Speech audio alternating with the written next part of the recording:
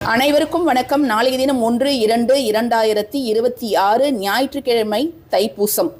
பௌர்ணமியும் பூச நட்சத்திரமும் சேர்ந்து வரக்கூடிய நாளில் தான் நம்ம தைப்பூசம் அப்படின்னு அழைக்கிறோம்.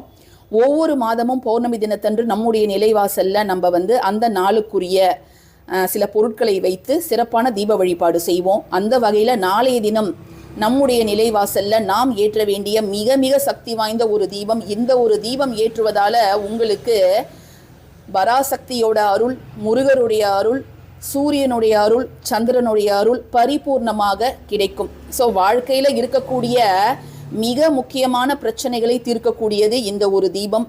ஸோ இந்த தீபத்தை எப்படி ஏற்றுறது, என்ன ஒரு வரி மந்திரம் நாளைக்கு நீங்கள் சொல்லணும் அப்படிங்கிறத இன்றைக்கி நம்ம சேனலில் ஒரு பெரிய பதிவாக கொடுத்துருக்குறேன்.